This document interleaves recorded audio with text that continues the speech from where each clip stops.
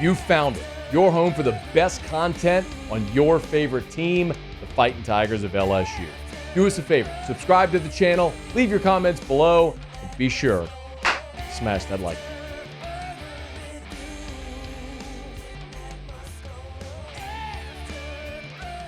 What would you say is the most significant thing that happened today with the recruiting calendar and the rule changes? Well, obviously, I think what is most notable is transfer portal window to the common folks, because that's been the dominant discussion of each offseason. Coaches have complained that a 45-day window and a 60 total day window was too long, especially when the 45 days that ran from Selection Sunday, all the way through bowl season, where you're trying to sign a high school class, you're trying to put together bowl preparations or perhaps playoff preparations or conference championship, all that. And now you're tossing, hey, you need to entertain transfers into that. And you also have to keep kids from your team from entering the portal that you don't want to enter the portal. So they shortened that window down to just 30 days. They're keeping that 15-day window in the spring after spring practices, which really just lets everybody who goes through spring ball and says, hey, I gave it a go. I may still be behind on the depth chart. Now it is a good time for me to transfer. They've got an option there. So I like the shortened windows, but for me, by far, the biggest news, it's going to have the biggest implication on football staffs and football personnel departments is not allowing unofficial visitors to do photo shoots and video shoots anymore, which I thought was one of the most ridiculous things that they allowed happen. And year after year, On3 hosts kind of a symposium of all these personnel directors, or helps host one in Nashville.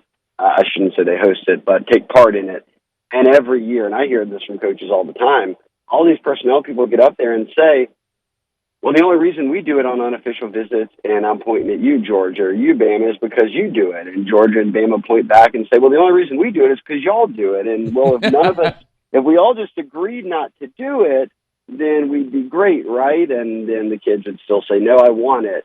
And I don't think people realize the manpower that goes into this. Now, when you see kids, and they're in the, combination of LSU uniforms that will never be worn, on their photo shoots, and they're having a blast. Right. That's typically reserved until recent years for official visitors. So you do that on your official visit weekend. It makes it part of the special experience. Now, anybody can do it on any unofficial visit. And for a lot of coaches, they say, well, if they're coming with 4 high school teammates, we're really only recruiting one of them. It's kind of rude not to let everyone have one. So now everyone's getting a video shoot, and then the amount of staffers, student workers, photographers, videographers that have to be there, then go cut it all up and send it to the kids for them to rarely ever even put out or maybe post a picture or two. It was just so ridiculous, the amount of hours that went into that. So I thought this was one of the smarter moves, and I can tell you right now, personnel departments around the country are jumping for joy at, hey, we didn't want to do it. Thank goodness it's going to be a rule. So there will no longer be blackmail photos floating out of guys who are playing at one school from their recruiting visit in 15 different uniforms, I suppose, the way we could put it. Yes, but remember now they allowed an unlimited number of official visits. So I guess you could still go out there and take 10 official visits and get your uniforms and everything, but no more every day are they out there having to do photo shoots, which is just too much. It is very ridiculous. All right. He's on Twitter at Shea Dixon On3, the Bengal Tiger. Shea, where is – look, everybody's watching what's happening right now with LSU, especially defensively. Make the LSU fan listening feel better that the cavalry is on its way? Look, I think that there's a lot of guys on this defense that we haven't seen yet or we've seen glimpses of that are going to be very important pieces down the line. And I can go beyond Deshaun Womack or Whit Weeks. I mean, there are some promising young guys like Javian Toviano at safety who's played a little corner as well. We've seen glimpses of Ashton Stamps as a true freshman. Jackson Howard's a guy whose dad was a top NFL draft pick. He came down here out of Minnesota. He's going to be that jack linebacker once Obiagofu and Swinson are done, who are both transfers, and maybe even get some time in with Swinson next year. So I think this team has a lot of pieces. I didn't even name them all. Quincy Wiggins was a guy who's kind of late to playing football. Ends up being very highly ranked. Well, he's only a red shirt and 5 games into his career. So he's going to be a guy who I think you look at and you can kind of surprise some people who may forget they've got a 5-star like that on the roster on the defensive line right now who just needs more coaching and more time, and that's the reality of it. So from a roster perspective, there's a lot already there. From a recruiting perspective, and On3 put out a graphic that I retweeted, and I think a lot of LSU fans are like, wait, really? That right now LSU's tied for the second most blue chip recruits when talking defense for the 2024 class, and you're up there tied with teams like Bama and Georgia and Texas and the schools that you're going to have to go up against that also recruit very well on the defensive side. So I think moving forward, they're good. The one area of concern that beyond, I know people are freaking out about DB right now. I think that after this year, safety is a position that they're going to be young at unless they don't hit the portal. And then just production out of the defensive line. We've talked about it, Matt. Mekhi Wingo, Mason Smith, Savion Jones. Savion Jones is a 5-star. He's an excellent player at St. James. These guys have talent. They're just not getting it out of them right now. And maybe they are a bit talent, deficient at other spots, sure. But I think that their DB class right now, which is 6 deep, I would put up against any out there in the country. So help is on the way. I don't know if it gets here from Missouri this weekend, though. Well, unfortunately, that's certainly the case. But let's talk a little bit about the 2024 commit. You said, I just want to highlight what you just said, that the current LSU defensive back class of commitments, you would put at the top in the country? I would put them up there with most of the teams in the country in terms of quality that they're taking.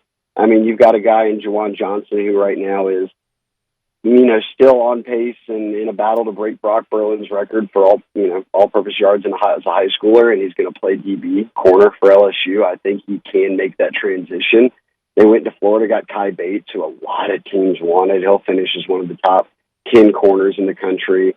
And they've got Andre Evans, who I think is a really big upside play for them, in addition to Wallace Foster with Evans coming out of the Nashville area. And then it's safety. People take advantage, take for granted. Yeah, you've got a couple safeties. They're from Denham Springs and the Felicianas. You thought they'd commit here. It's a given. Deshaun McBride's the top 5 safety in the country. Joel Rogers is one of the top 300 players in the country in the top 20 safeties. So this DB class, both rankings-wise and just how they're performing and upside and kind of the tools they have, athleticism, it's all there. So I'm nowhere near saying this is DBU again, but these are the type of recruiting classes you need to have to inch back towards that. Shea Dixon for a couple more minutes on Twitter at Shea Dixon on3 the Bengal Tiger. Shea, I've learned so much from you over the years just about how recruits perceive things. And I think one of the concerns, if you're a fan or you're not indoctrinated in recruiting circles, you sit back, you watch the type of season LSU's having defensively, and you go, man, are we going to lose recruits because of how poorly they're playing? Ear to ground, what do recruits say about what they're seeing right now from LSU's defense? I don't think that they I remind, and like you said, I remind people, you, Charlie, anybody I talk to that has a radio voice out there and people will listen, that remember high school kids lose all the time. High school kids have bad games where they don't play well, or their offense doesn't play well, or their defense doesn't play well. They don't view it through the same lens as a fan or, even us in the media business or on the radio. And yes, they could view it as, hey, I can go in there and play, right? Like, if they're struggling, they need more guys, I can play. They also view it as, they got us, we'll bounce back next week. I mean, you kind of heard it from Brian Kelly after the game when someone asked about the mood of the locker room. And for those who have played sports and football, can certainly attest to this, is you walk out of a game like that and you're not head down saying we'll never win again. You're itching to get back on the field because you're like, we totally blew it. We blew it. We should have beaten them. Like, I can't believe it. Like, we cannot let that happen again. And even from high school guys we texted this week that are committed, we're like, it'll be a bounce back. I cannot believe that they lost. Like, it was so close at the end, but all is well. I'm committed, and I can't wait to be a part of it. Hey, Shea, we've talked a lot about the portal as well, and obviously the portal window was news today because of the portal window shrinking. But what do you think is, if I asked you sort of a big picture question about LSU's standard or stance in the portal and their ability to attract the best players in the portal. Where are they today? Because they're as we just mentioned, safety is probably going to be a key spot, but where they're going to have to go reinforce in the portal this offseason. I think safety. I think that obviously D-line is one you continue to take a look at year over year, just because it's a position that's of utmost importance. One thing they're doing very well is recruiting on offense. Like, I don't think that they have to go get any more running backs or O-line or tight ends or wide receivers. Maybe they flirt with the receiver in the portal, because if you're losing Brian Thomas in the league and maybe you have some unproven guys after that, you bring a Louisiana guy back home or whomever pops up, I could see something like that happening. But it'll be defensively where it's focused. And I know people are saying, well, what about corner? What about corner? Well, they've done that 2 years in a row. And what they tried to do this time was, well, let's take a bunch of corners who are not about to graduate. So Denver Harris, Zy Alexander, Deuce Chestnut, J.K. Johnson, who's been hurt.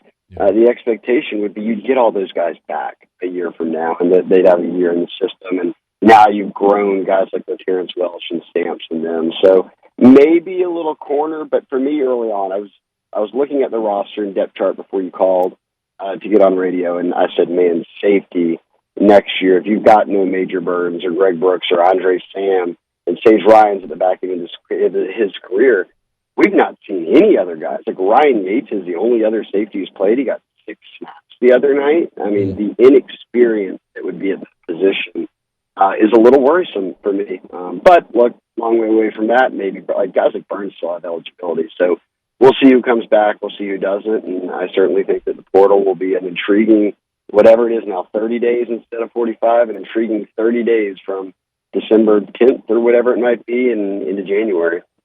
He's on Twitter at Shea Dixon. Y'all give him a follow on 3, the Bengal Tiger. Shea, we always appreciate a couple of minutes, man. Thank you. Anytime. Hey, thanks so much for watching. Please leave your comments. I love to interact. And be sure to hit the red subscribe button below.